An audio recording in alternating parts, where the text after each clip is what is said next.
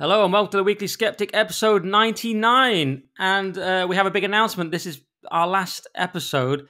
Sorry to everyone. Sorry for the gap as well. I do feel terrible about that. We've been away for August, but we come back to just make an announcement, say that it's the last episode, but we may be back in some form and we're going to discuss that. But Toby, what have you been up to?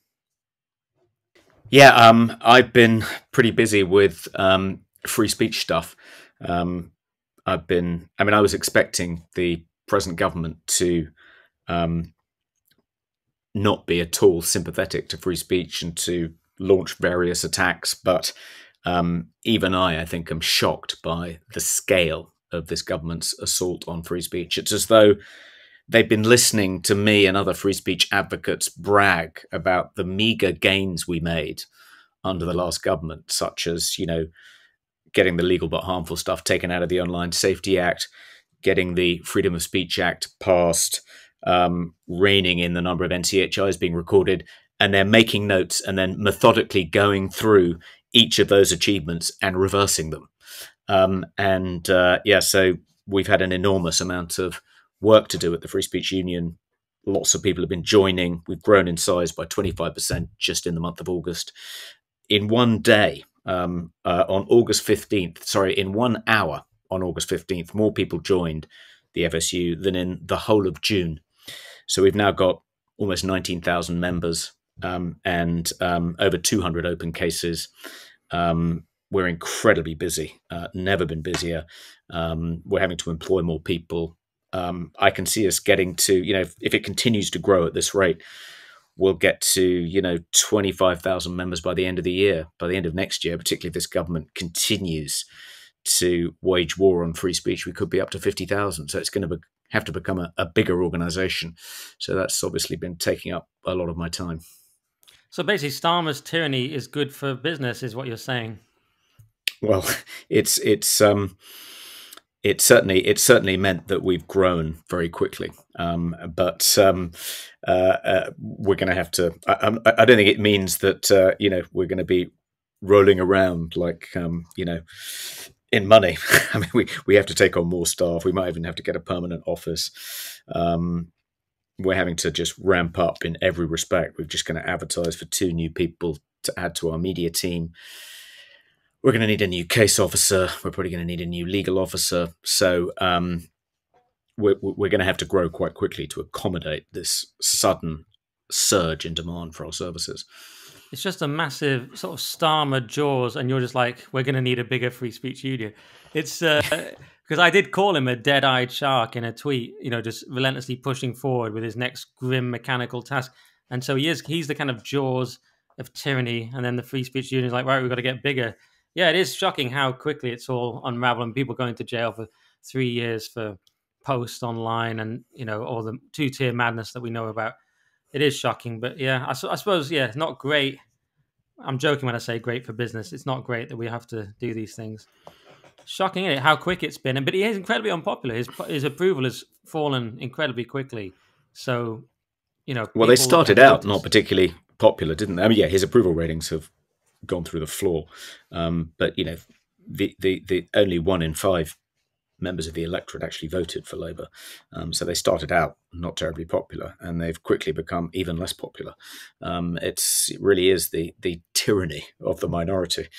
But yeah, who? It's hard to say how far they're going to go. I really didn't think that they would torpedo the Higher Education Freedom of Speech Act. I mean, that was a pretty bold thing to do. It was passed by both houses of Parliament and enjoyed cross-party support. It was in the Conservative manifesto. It's very unusual for an incoming government to torpedo a piece of legislation that's just been passed by the previous government, and not even repeal it, just do it in quite an underhand way. That shocked me. I really didn't think they'd do that. God knows how far they're willing to go. They seem to be looking for every single demographic they can to alienate. They've obviously done the winter fuel thing, alienating old people. Today I hear they're considering scrapping the 25% reduction for people who live on their own, council tax reduction. People like me rely on that. So it's just like every new demographic they can screw in some way. And there's the way they were talking today, I think they want to nationalize Oasis. Was at Lisa Nandy was sort of going, oh, it's a bit ridiculous, people charging these ticket prices and people are in this queue and then they get there and it's hundreds of pounds. Like, yeah, it's a popular band and you're trying to buy tickets. That's what everything is like. But they just try to well, that can't be right. They just want to nationalize everything into oblivion. It's fun. I think this is two-tier rock criticism or music criticism, because Keir Starmer was perfectly happy to buy tickets to the Taylor Swift concert. Yeah. I imagine tickets to that concert weren't particularly cheap. He's an Arsenal season ticket holder. He knows how ticket pricing works. I imagine he's used Ticketmaster before. Why suddenly an attack of the vapors? Because Oasis tickets are quite expensive and people are grumbling about not being able to get hold of them. Is it because Oasis kind of aren't, on message, not like Taylor Swift? It's okay to attack a band they perceive as, little bit far right thugs. Yeah. Two-tier music criticism, Nick. I guess we should tell people we've sort of we've made this bombshell announcement, which is that we're not going to continue to do the podcast, and then we've sort of immediately kind of gone off on a tangent talking about other stuff. But we should probably get back to that. At the start, we could have hooked people in not saying it. But you said say it. I wasn't sure. I'm worried because you sounded very hot on your mic. Then I'm thinking I've got to produce this episode, so try not to shout, Toby. But we did it. We've announced it at the start. Yeah, well, I suggested maybe coming back and doing live shows. If people want to have any interest in that, let us know, because that could work. I thought that could be really cool, just a live show that you can only see live. That's kind of a new idea. But then again, maybe people won't want that if the podcast isn't there every week. So, let us know on that. What do people do, Toby, though, if they want to get a refund and stuff? Because that's the key thing. Yeah, shouting at us. People will be cross that they've given us money and they're now, the podcast is being wound up. So anyone who would like a refund, please email us at site@basemedia.org. That's site, SITE, @basemedia.org. And we will give you a refund. And once you've got in touch with us and told us who you are, so we can check, on Stripe, that you are in fact a paying subscriber, a premium subscriber, we can then process the refund. And hopefully it'll be a fairly simple process. It may be that Stripe can just do it automatically. I don't know. We haven't kind of dug into that yet, but I think it'll be a fairly simple, straightforward process. And we don't want to leave anyone feeling in any way ripped off by us or that they paid for something under false pretenses. So we're happy to refund anyone who is entitled to a refund. So if you think you are, please email us at site@basemedia.org and we'll arrange that. Yeah, and I wanted to give an extra offer because I feel bad about the last month, which was pretty much my fault. I mean, lots of things haven't been my fault, which I won't go into, but that pretty much was my fault, the sort of gap, and I was on holiday. Then I had a really pressing thing that was taking up all my time. So because I feel bad for that last month, I'm offering, if you go to nickdixon.net and DM me, or go to ndsubstack@gmail.com, email that, which is my initials, ndsubstack@gmail.com. And I'm giving two offers. One, I'm going to call Skeptic Migrant. If you quote Skeptic Migrant, I'll give you 3 months free on my site, nickdixon.net, because I just feel a bit bad. So you can either email me, ndsubstack@gmail.com, and quote Skeptic Migrant, and I'll give you that's 3 months. It's hard to say 3 months free, but I'll give you that for free, and you get all my content and all the full episodes with my guests, my Lord Frost, Carl Benjamin et al., and my solo reaction episodes, and my topical episodes, and all this, and everything I do, whatever, in the next 3 months when hopefully I'll have more time. Or another offer I'm doing is if you send me an email or a DM on Substack, Skeptic Refugee, I will do a Zoom call for £50. If you get the £50 yearly option on Substack, I'll do a Zoom call on whenever you like. These are hopefully the people that like me and don't just want to shout at me. Because normally that's £200 as a founder member. So I thought I'd do that as an offer. So email ndsubstack@gmail.com or just DM me via Substack. And for whichever one of those offers you want, Skeptic Migrant, which is 3 months for free of all my stuff, or Skeptic Refugee, which is you buy the yearly one, then just tell me you bought it and I'll be able to check your email and I'll give you the Zoom call, as well as all the other things you get. And you get all my full guest episodes. And I'm also for free doing a topical episode of the current thing every week, which will be probably more like the Weekly Sceptic. It won't have Toby. So if you like the Toby part, it won't have that, sadly. But it's people like me and Leo and Paul Cox, and that's topical. So if you like the Nick part, you can still go to that.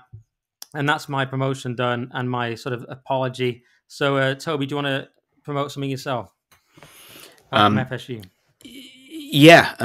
If you haven't joined the FSU yet, you definitely should, particularly now. We've got a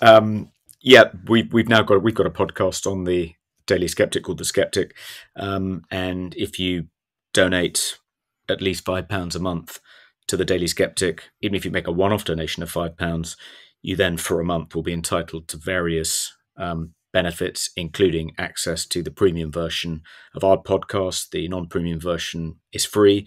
It's hosted by a guy called Laurie Wastel, and each week he interviews 3 or 4 of the most kind of prominent contributors to the Daily Sceptic. And you get other perks too. So we have a Discord server. We put up one paywalled article a day. You can read that and so forth. And ideally, we like people to become regular donors, so we have regular income and can continue to employ the staff we do. We now employ 2 full-time members of staff and then 2 part-time members of staff. And we're beginning to pay our writers too. So it's becoming more of a kind of proper enterprise, proper media company. It's fair to say, I think, Nick, that the decision to end this podcast was your decision. But I respect that because I know it's always involved a bit more work for you than it has for me. And as you've got kind of other demands on your time, it's becoming harder to justify doing this podcast. And I'm not going to fight you and try and persuade you to continue to do it, because I always found doing it quite difficult because I have so many other demands on my time. It was always quite hectic getting my Spectator column done in time to then record the Weekly Sceptic and get everything ready to release it the following day. It was almost felt a bit like a bridge too far, that was kind of breaking me, having to do that on top of, running the Daily Sceptic, running the Free Speech Union, doing my Weekly Spectator column, doing lots of media appearances to promote the FSU and so on and so forth. So I'm not going to fight you on it, particularly as the Free Speech Union is just massively ramping up and taking up much more of my time than it did because of the Starmer ascendancy. But it was your call. Yeah. Sorry, I'm here. Just you keep going loud on the production. I'm thinking about how I've agreed to produce this episode, and now it's going to be. And that's a kind of example, actually. It does take up a lot of time that we accept it. People don't realize. People might hate me, but they don't realize how much I've put into it, which has been an immense amount. I mean, I'm sorry about the last month, but it has been a huge amount of effort and all my enthusiasm and all my time and preparing the episodes. And then there's production issues, and then you have to mop up those after. And I'm not just in and out hosting this. There's a huge amount behind the scenes, and it's not, it's not that we're whining. People are like, people don't realize what goes into a podcast. But you almost don't want to say that because it sounds like whining, but it's just not whining, but it's just an awful lot more than you realize. Everything has to be uploaded, and then the site made everything 10 times more complicated. So I just don't have time with all my other things I'm trying to do. And if GB goes tits up, and you never know with GB, it's not the most stable of jobs. I could be sacked, or the show ends, or the channel ends. Then I have to have my own stuff where I can survive. So that's what I'm working on building. So yeah, and like you say, you've got tons of stuff on anyway. Maybe there's a way. Would it be a way to? I couldn't see a way to do it. That wouldn't be just so demanding.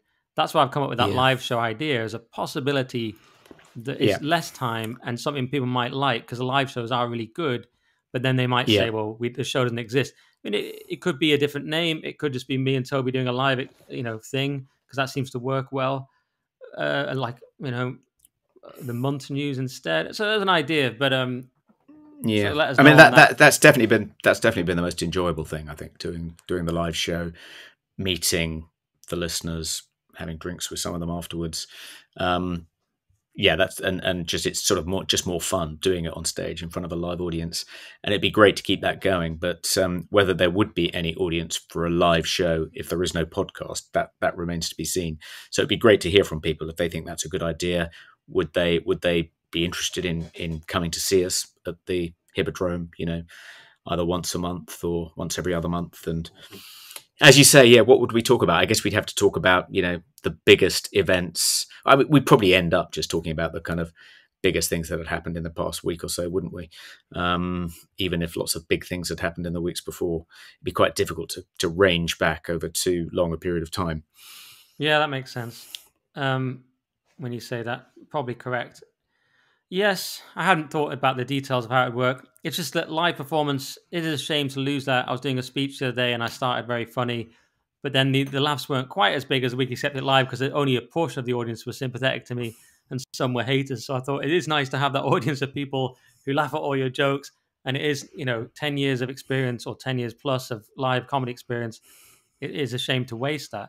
So I thought, well, maybe we should do some sort of live event because they're very fun.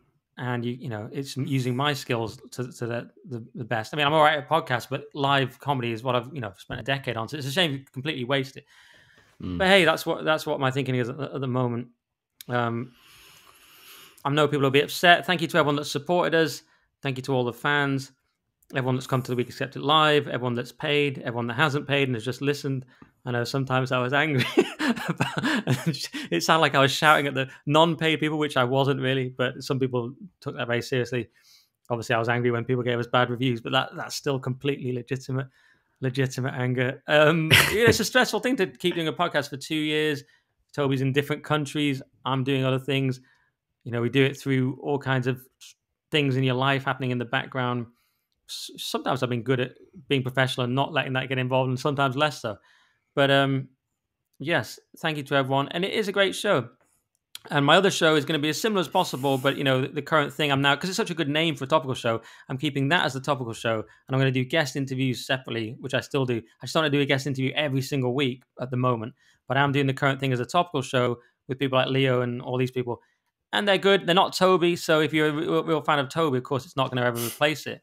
And Toby's got the Skeptic, which can't replace me, but if but I guess you can decide which way you want to go.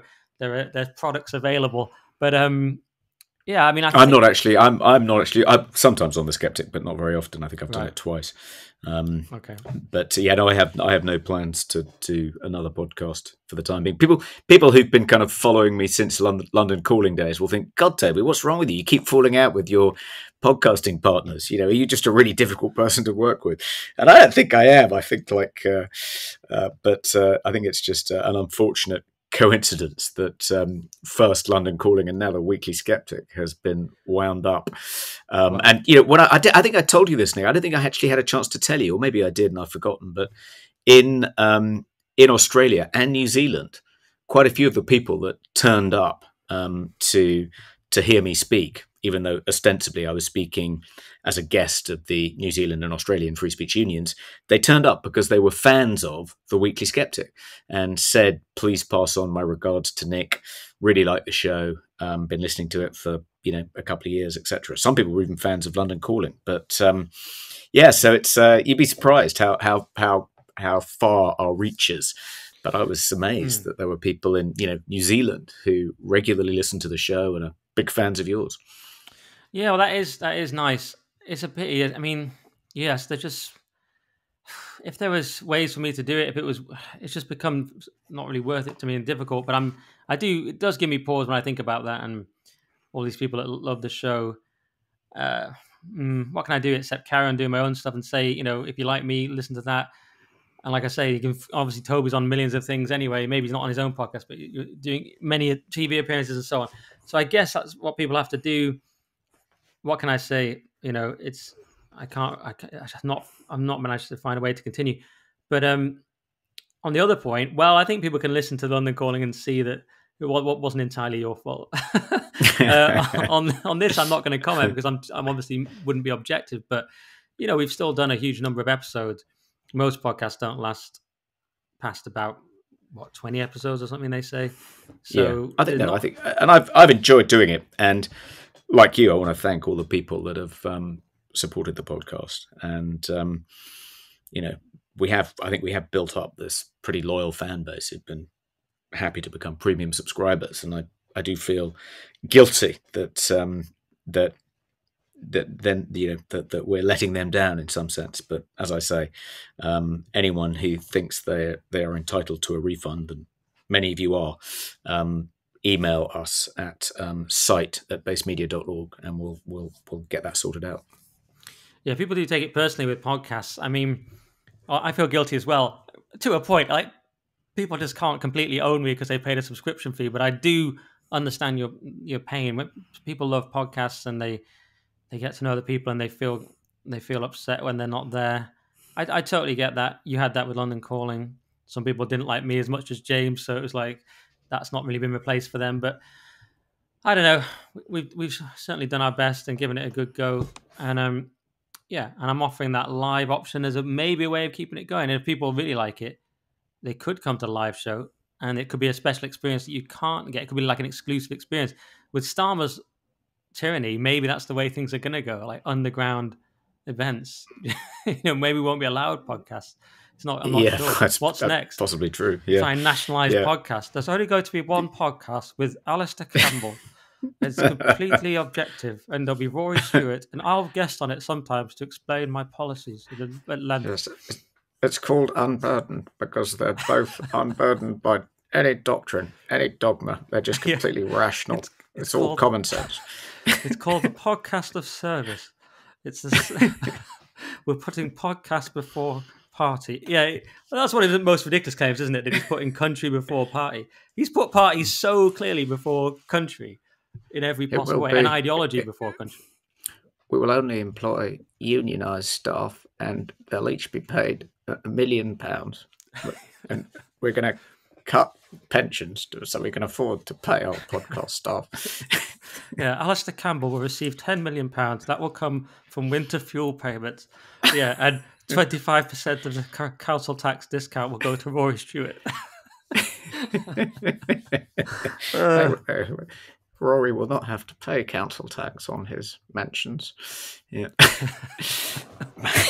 Yeah, well, that's where it's going to go, guys. So maybe if you come to our live event, it could work. It could work. I don't know. People can say what they think. Maybe they'll shout and say, no, you have to do the podcast. Maybe they'll say, no, we won't come to live event. Maybe they would. Maybe they'll come to the current thing. Maybe they'll go to the Skeptic. We don't know. Maybe they'll just leave in a huff and shout at us and write bad reviews. It don't matter anymore. And I don't read them anymore anyway. I don't read them anymore because everyone's got bad reviews. Every podcast in the world's got these bad reviews and these bad, nasty people who want to take you down. But, oh well. I was almost tempted to do Jordan Peterson to end. I was going to say, well, turns out to be a pretty complicated question, but I don't know what the question was. So I did it the other day in my speech, and that got a massive laugh. And I was like, should have just done the whole speech doing this. I talked about the infrastructure and the man working on the infrastructure. Every time you say that, it's just a guaranteed laugh anywhere in the country. Anything else you want to add, Toby? One of the highlights. Oh shit! I've dropped my untethered bottle cap. That's the problem with the untethered bottle caps. Yeah. We're hitting every theme. The untethered bottle cap was so untethered it just fell on the floor. I need the tethered bottle cap. Tethered bottle caps only because Nick's too stupid to keep a bottle on. Yeah, that's another stuff. Buxton still untethered, guys. Not sponsored by them, but Buxton water is available if they want to do a sponsorship. Untethered water. Are you sick of bottle caps not falling on the floor? Sick of EU regulations? Buxton. Anyway. Hopefully we'll have this comedy on my other podcast, but I don't know if we'll ever will. Maybe we'll never recreate it. Maybe we'll never recreate that magic and people will just miss it. Maybe it'll be like Oasis. Maybe we'll have to get back together in like many, many years and charge a huge amount. Time. People will be queuing on the... I mean, they're not doing an album, are they? They're just doing live shows, right? I know, yeah. There's no album. Expected to make upwards of 50 million. Why can't we be like Oasis? Reunion tour. Let's do a live reunion, no album, and just milk it. Noel's divorce tour. We'll just be like, right, we need some money. Let's do a live tour, but it's just only because I hate traveling. Yeah. and your new current affairs version of the current thing will be like one of the many ventures that Noel Gallagher's embarked on post Oasis, which hasn't quite lived up to the original. It's true. It is hard to be great. It's Morrissey's solo albums. I like them, but some people say they're not as good as the Smiths, and that's valid. And and Liam's done his own stuff. Noel's done his own stuff. You can say that. You can say that if you like. I mean, that's a good question. Actually, maybe we'll end up Liam or Noel. Yeah, I think Noel because he's the songwriter. I think you're Liam. I'm Liam. Okay, I'm Liam. The difficult, broody one. Yeah. You're Quigsy. You're Bonehead. You're Bonehead. No offense, it's not about your head, but he just plays the bar chords, just stolidly playing the bar chords. That's quite a bad insult. Noel's the intellectual, isn't he? He's sort of he's the thinker. He's been great on issues like lockdown and masking. He's great on mask. Why do I have to mask? Bollocks, total bollocks. Yeah, but then I'm Noel because I've come up with a lot of the features. I'm the creative one, so I'm the songwriter. So I'm Noel. So this is a great argument. Who's Noel? This is why the podcast's ending because we can't agree. But like the Gallagher brothers, we can't agree on anything and fighting. And now we can't even agree on who's more like Noel.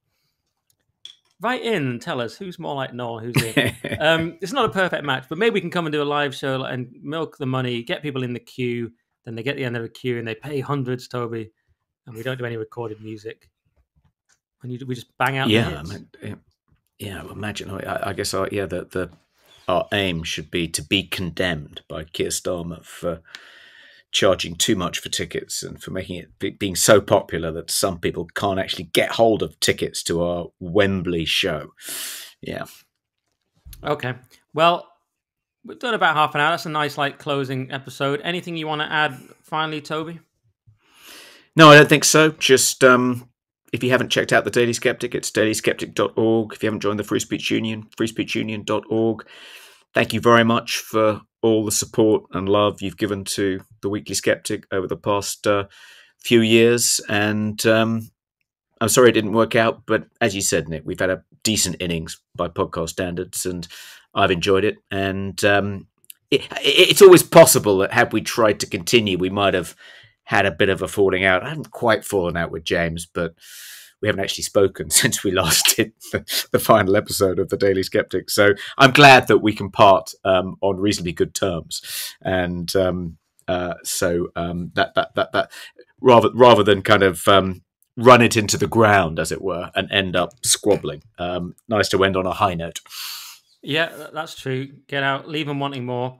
And that's funny. You haven't spoke to James, but you assume you're getting on. Thank you to everyone. Go to nickdixon.net for all my stuff.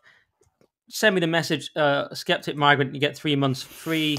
Skeptic Refugee, you'll get the Zoom call if you pay £50 a month. I just came up with that today, but I think it's a fair offer.